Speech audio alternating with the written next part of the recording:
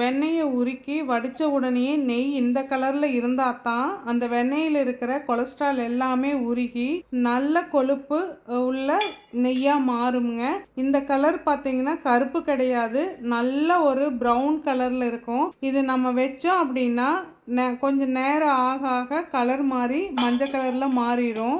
இந்த நெய் பார்த்தீங்கன்னா முன்னாடி பேட்சில் காய்ச்சின நெய் ஒரு 4-5 மணி நேரத்துலேயே கலர் பார்த்தீங்கன்னா லைட்டாக மாறிட்டு வரும். அடுத்த நாளுங்கும் போது நல்லா மஞ்சள் கலரில் மாறிடும். இது அதுக்கு முன்னாடி எடுத்த பேட்சுங்க. இந்த நெய் இந்த கலரில் இருந்தால் தான் அதில் நல்ல கொழுப்புகள் இருக்குங்க. இது பார்த்தீங்கன்னா ஒரு 4-5 மணி நேரம் கழித்து அதே அந்த ப்ரௌன் கலர் இருந்த நெய் கெட்டியாக மஞ்சள் கலரில் மாறிடுச்சு.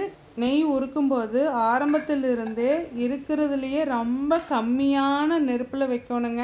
இருக்கிறதுலையே சிம்மில் வச்சு தான் உருக்கணும். ரொம்ப டைம் எடுத்து தான் பண்ணணும். நீங்கள் ஹை ஃப்ளேமில் வச்சிங்கன்னா அது ஈஸியாக கருகிரும். நெய்யில் இருக்கிற சத்துக்களும் அழிஞ்சு போயிடுங்க. அதே மாதிரி பாலிலிருந்து ஆடை எடுக்கிறத விட தயிராக்கினதுக்கப்புறம் ஆடை எடுத்து வெண்ணெய் எடுத்தோம் அப்படின்னா தான் அது சத்துக்கள் நிறைஞ்சதாகவும் இருக்கும். தேங்க்யூ.